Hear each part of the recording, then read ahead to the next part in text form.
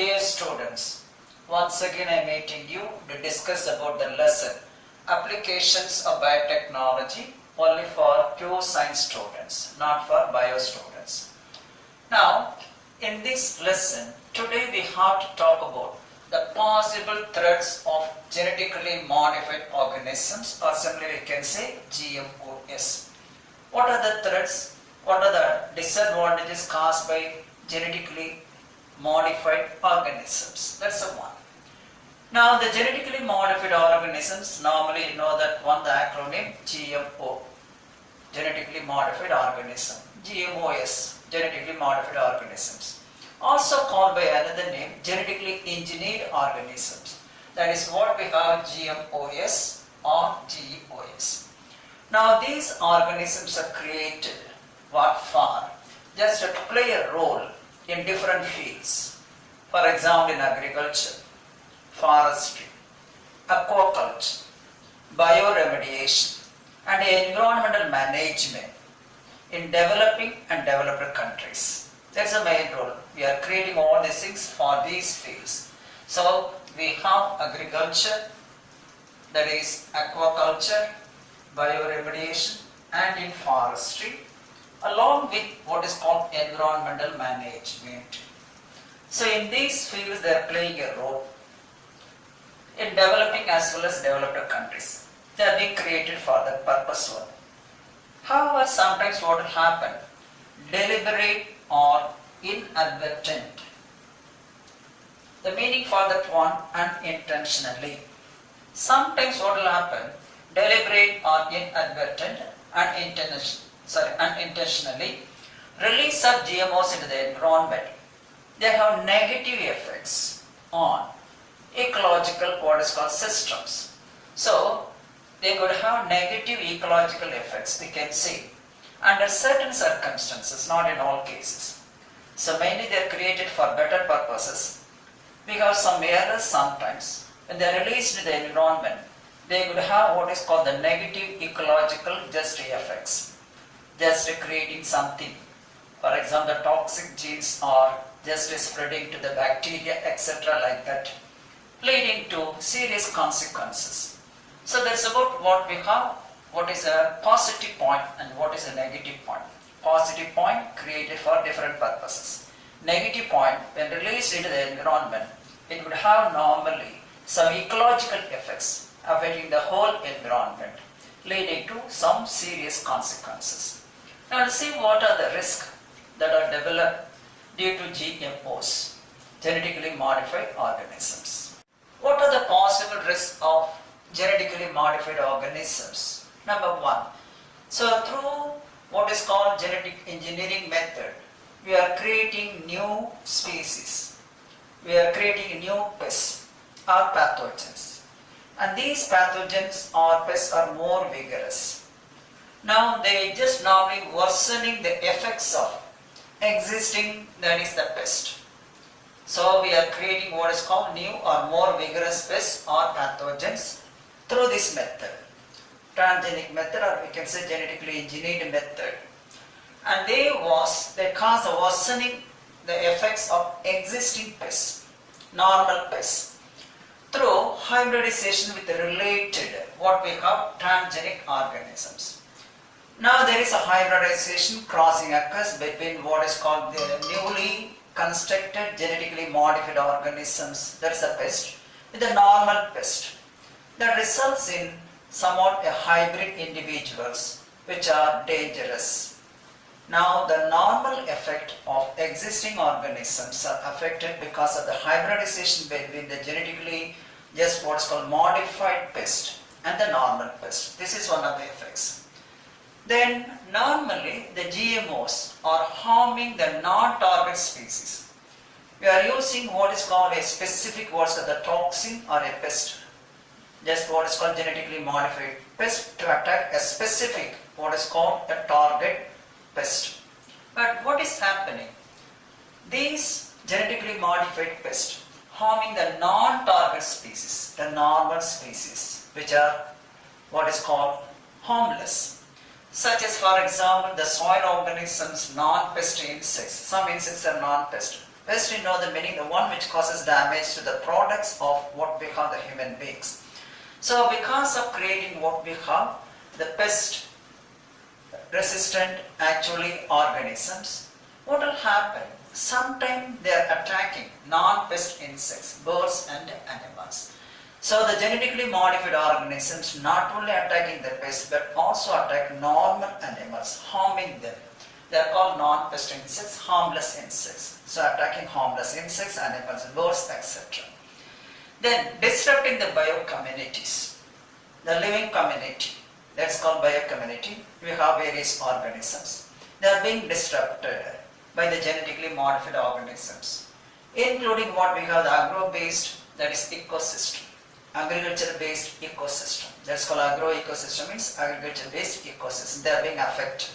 The next one, there is an inseparable loss or changes in species and genetic diversity. That is a genetic diversity within a species. So there is a loss or changes in the species and genetic diversity within the species. Loss of a particular species, a loss of actually species diversity, loss of genetic diversity. The last one, creating risk. What for human health? So these genetically modified organisms cause damage to human health. So creating risk for human health. So we have to see some more risks of genetically modified organisms. Now other possible risk of GMOs. Now we see that one, release of GMOs into the environment could have what's called far-reaching consequences. They see these consequences in the environment. What's the reason for that one? This is because the living what we have GMOs proliferate, persist and disperse, and may sometimes actually transfer DNAs into another organism. Transfer DNAs to other organism. That is the sixth one. Another one, they also displace the existing species or organisms and create new species. That new species may cause severe environmental damage. Normally this is happening. Okay, so persist, disperse and may transfer DNA to other organisms. They also could displace, remove the existing what is called the organisms and species and create new species, which may cause severe environmental damage. Now actually you can divide the possible risks of GMOs under three headings. Number one, environmental risk. Number two, health risk. And the third one also we have agricultural risk. So we have to discuss one by one. The possible risks of GMOs are studied under three headings. Number one, environmental risk. Number two, health risk. The third one, agricultural risk. Now what are actually the risks related to the environment? Related to the environmental risk. Now we have the toxins in pest-resistant GMOs. So they could negatively impact non-target species. Instead of attacking the pest-resistant GMO, genetically modified organisms, they indirectly impact or force what we the non-target species. They produce their effects or force on non-target species. And also they harm the ecosystem. This is number one. Sometimes what will happen, cross-pollination occurs, or it's called cross-species pollination between the genetically modified organisms and the normal organisms. So an example, the genetically modified organism for herbicide-resistant gene. So due to cross-pollination, species pollination between a normal species and genetically modified organism, the herbicide-resistant gene is transferred to what is called the normal organism. So that what we have, we create the super weeds. Super weeds means the weeds having the genes transferred from the genetically modified organisms. As a result, the weeds are growing faster and reaching a maximum size, affecting the growth of other croplands. And that is called super weeds. This is because of the transfer of gene from GMOs to normal individuals due to cross-pollination. The next one, biodiversity. So the biodiversity could be negatively affected. Negative effect means damage. Negatively affected by what is called by the GMOs, by the destruction of pests, the weeds, and even the competing plants. The competing plants are competing for survival for others. So damage too. That is what we have, the pest, weeds, and completing the plants, thereby just altering the balance of biodiversity. Some organisms are being destroyed, some are living. One organism is reaching the peaking level, another one is normally just reaching a low level. So there is an imbalance in the biodiversity. This is because of what is called the GMOs. They would have what is called negative effect on, that is the pest, the weeds, and competing plants. This is because of the destruction of these organisms by the effect of what we can say GMOs. So these are all some points related to the environmental risk. Now we have to go for the health risk. What are the risks created by GMOs in health? Okay, we'll talk about. Now let's see the possible health risk caused by genetically modified organisms. Number one, we have proteins produced by these genetically modified organisms. They are being transcribed and translated by the transferred gene. The transferred gene means the gene present now in genetically modified organisms. So they normally could cause allergic reactions. They could cause what is called allergic reactions. They could cause allergic reactions in human beings and other animals. So the gene which is being transferred to GMOs could cause what is called the allergic reactions in humans and other animals. Now the third one. Now we are using antibiotic resistant gene as a marker in the case of recombinant DNA technology. For example, tetracycline gene, ampicillin gene. These are all used as markers in gene transfer methods. So the antibiotic resistant gene used as marker in gene transfer. Sometimes what will happen, the gene normally used in experimental analysis could spread the gene to the pathogenic bacteria, the one which causes the disease. Sometimes the gene used as a marker in the form of antibiotic resistant gene, for example tetracycline gene, TET gene, or ampicillin gene, AMP gene. They are normally used to develop an individual resistance against what is called antibiotics, tetracycline and ampicillin. Sometimes what will happen, they are used as a markers also for transformed cells, non-transformed cells, to find out which is a transformed cell or non-transformed cell after recombinant DNA technology. Hence they are used as markers. So these genes could spread to, actually, the gene from these organisms could spread it to what we have, the pathogenic bacteria. As a result, now the pathogenic bacteria becomes resistant against what we have, antibiotics. We cannot kill such bacteria. That's what's happening because of the transfer of gene from the GMOs to the pathogenic bacteria. The third one, sometimes what will happen, the transferred gene mutation. And as a result, what is happening and cause unexpected risk. So we are expecting one product, because of the mutation some other products are produced. As a result, the organism will die or having some abnormal, what is called qualities, abnormalities in the body. So the transfer gene mutate, that is in GMOs. Transfer gene means the gene that is being transferred to the genetically modified organisms. Once the gene is transferred, then the organism is called genetically modified organism. And these genes mutate and cause unexpected risk in that individual having that gene. So this is about what we call the health risk. We have to go for agricultural risk. Now the third possible risk of genetically modified organisms is in the field of agriculture. What are they? Number one. So we have some genetically modified organisms with pest toxin that could increase the evolution of resistance in certain pest populations.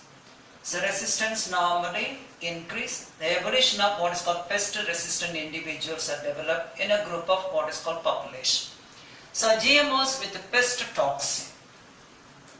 Now this could increase the evolution of resistance in certain pest population. So new individuals are evolved with more resistance regarding the pest population. Now we have companies. What we have? The biotech companies, particularly the big biotech companies. They hold monoplastic legal rights. That is, they have the rights only with them, not sharing with others. That is called monoplastic legal rights, normally called patents. So one of the methods to protect intellectual property rights, we'll discuss later, patents over GMO seeds. They claim always that they are the only owners of GMO seeds and they are not giving to others, particularly the big biotech companies. Okay, so normally the GMOs do present two major agricultural problems. Two major agricultural problems in the forms of, number one, herbicide. Number two, what we call pesticide resistance. These are the two major problems normally generated in agriculture by the genetically modified organisms.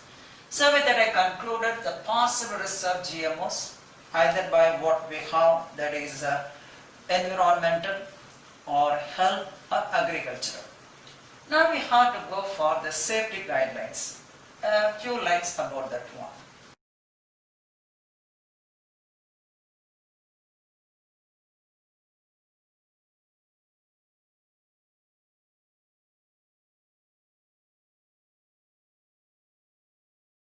The concerns about the genetically modified organisms is growing day by day throughout the globe, so that the World Health Organization has built an informal working group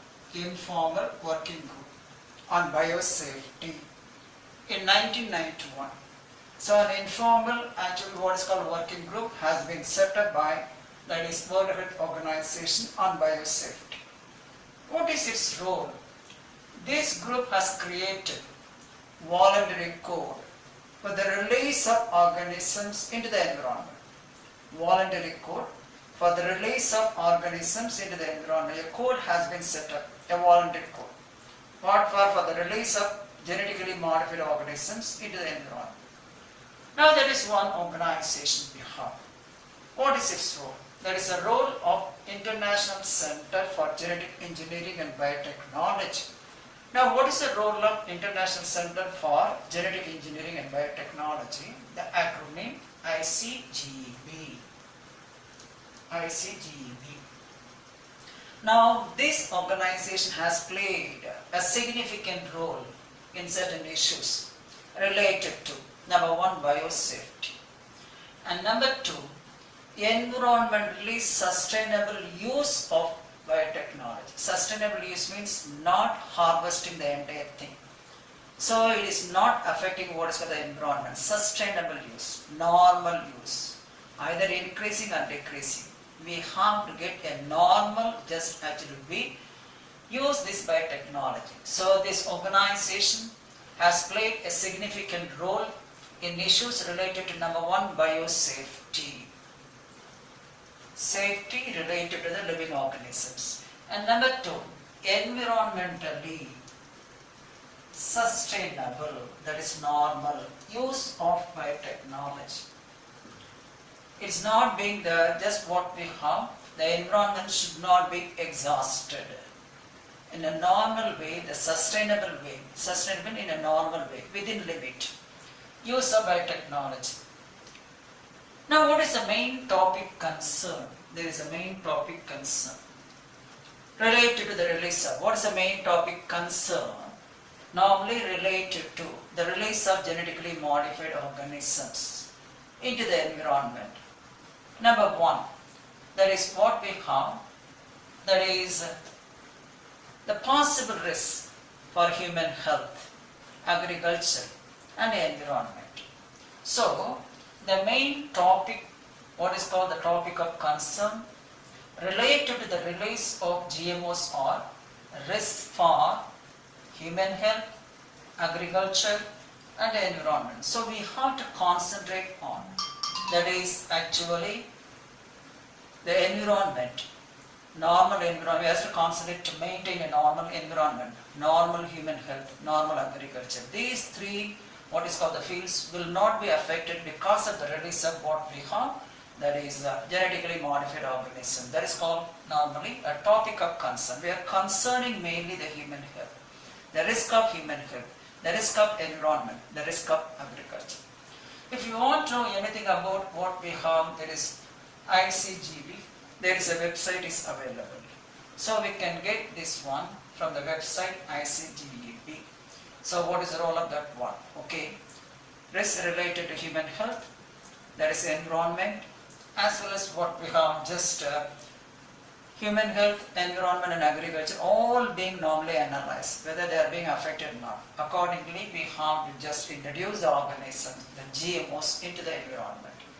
So that's about what we have, the biosafety guidelines. We have one more paragraph related to recombinant DNA safety guidelines under this one. Let's see now. Now under biosafety guidelines, what is the meaning of rDNA safety guidelines? In India, the Department of Biotechnology has evolved rDNA safety guidelines. It was normally evolved or developed by Department of Biotechnology.